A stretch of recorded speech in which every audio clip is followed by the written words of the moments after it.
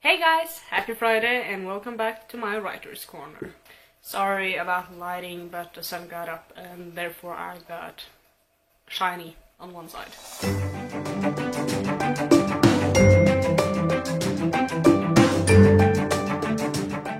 When your book is out, you as a writer have a job to do, because there are many books being published during a year, both in English and in other languages as well. And a lot of those books just flies under the radar and you never hear about them. One of the best ways to get readers is to get reviews. Both by booktubers, book bloggers, on Goodreads, on FictFact. There are many places you can get reviews. The problem is getting them. How do you get a booktuber or book blogger to read and review your book? And how do you handle it when you get that review? That's what I'm gonna talk about today. So how to get reviews. Some authors are lucky enough that their publisher is doing a bit of it and sending books out to newspapers and stuff like that. But even those authors need to do their weight of the work. But still, the best way to get a review is just to ask someone to do reviews. Like, find a booktuber and send them an email or just a message or a comment to their videos. But you should remember to do your research first. There's nothing more irritating than getting an email from someone that goes like, "Hello, I have just written a book and I would like to send you a copy if you would like to in exchange for an honest review." And that sounds okay, right? And then if you think about the fact that I prefer to read fantasy and science fiction, and the rest of the mail goes like this. It's about a girl and a boy that falls in love, and then he has a girlfriend from before and they have to figure out how to get things to work out.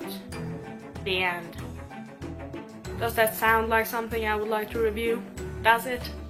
No. And that gives the impression that the author did not do their homework and that they just copied and pasted a message that they may have sent on to hundreds other booktubers and book bloggers out there to get that review. And I don't know about you guys, but I'm not that interested in reviewing that kind of author. So how do you do it? Well, you start up a conversation, you get to know the booktuber or book blogger and you let them know you.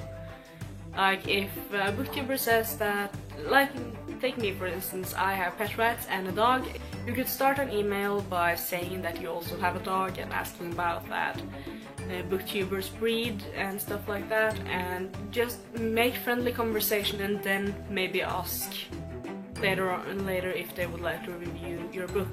I know that this is a lot of work, but it's important to actually have a relationship to your reviewer. And also, if you want the review to come out before a given time, you have to be precise about that early on in the conversation. You can't like send them the book and then come 2 weeks later, and by the way, I want you to have read it and reviewed it within the next week.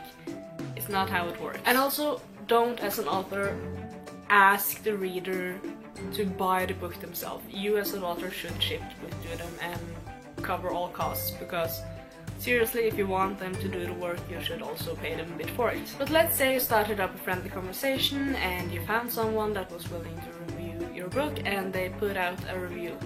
What do you do about it? Well, here I can only talk from my own experience, and I will say that in the start I looked up every review there was out there and I read them all. And when they were good, I was over the seventh heaven, you know, it was like the best thing that had happened to me since I actually got the deal to publish the book. But I have also gotten a couple of bad reviews later on both my books actually, and they brought me really low into the basement. It was not fun at all to hear someone say that your writing style was compared to an essay written for middle grade school, or others say that your writing is boring and stuff like that. That's not a good feeling as a writer to get those messages.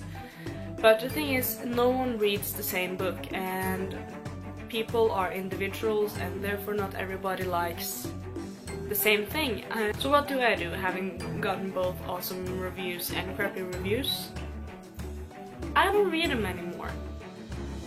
I find them, of course.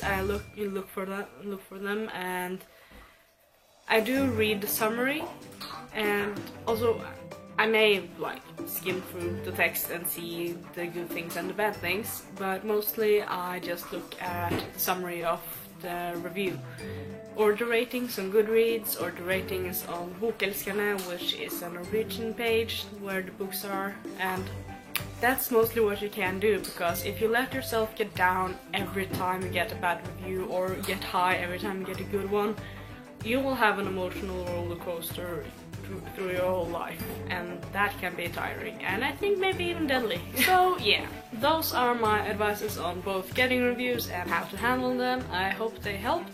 Like if you are a published author that have gotten some reviews, both good and bad. Subscribe for more book related and writing related videos in the future, and let me know in the comments below if there is anything you're wondering. You can also tweet me at Anniken Haga. The link is down below. So yeah, bye!